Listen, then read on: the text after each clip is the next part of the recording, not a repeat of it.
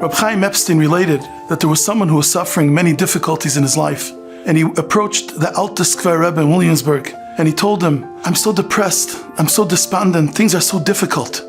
And the Skver Rebbe looked at him and he said, "How can a person feel that way if every single morning he makes the bracha Shaloi Asani Goy, which means that we're more beloved to the Eibishter than the Queen of England? If the Eibishter is machshiv you more than the Queen of England, how is it possible to be depressed?" The Shari Avodah, Rabbi Yoina writes in a sefer that the first step of Avodas Hashem is to realize Erech Atzmai, to know your own value. When a person knows his own value, then he could go and begin to serve Hashem. When one is loved by Hashem and loved by someone, it shows that he's special, and that's because we're so valuable to him. The Eibishter needs us in order to fulfill his grand plan in the world.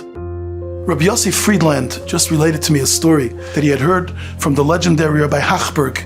Rabbi Hachberg once told him that when I was a Rebbe in RJJ over 60 years ago, there was a boy in my class who was so not only not motivated in Yiddishkeit, but he was on his way to become one of the worst criminals. Everyone knew then about the notorious criminal Louis Lepke.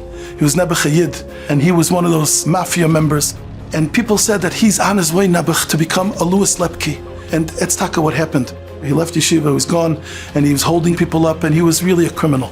Rabbi Hachberg tried to keep tabs on him to see what's going on with him. After a while, he didn't hear anything about him for a while, and he figured he's either eliminated by his rivals or he's in jail.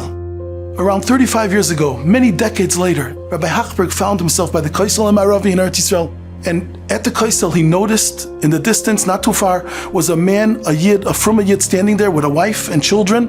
The man walked over to Rabbi Hachberg and he said, "Shalom Aleichem Rebbe," and he introduced himself as that boy from RJJ.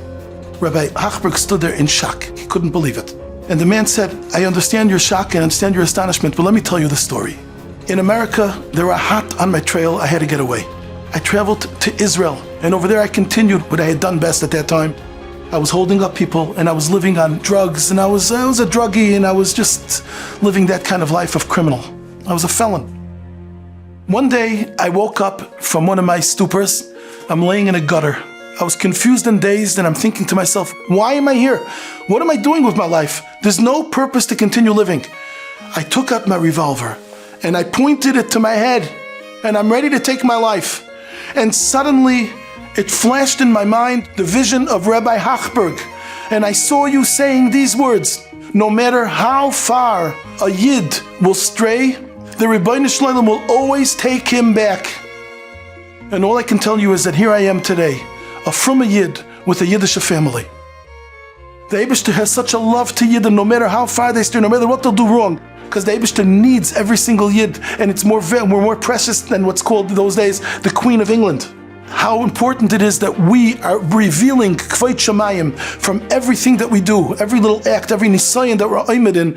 When we're oimid ben nisayon and we have trials, all of those trials are necessary for us to bring out all of the Kvod Shamayim that we are supposed to bring out. Not one of them could be missing. All of it has to be either accomplished by overpowering the Yetzer Hara or by Chas v'Shalom after a failure to be Chayzer b'tshuva, and that also does it.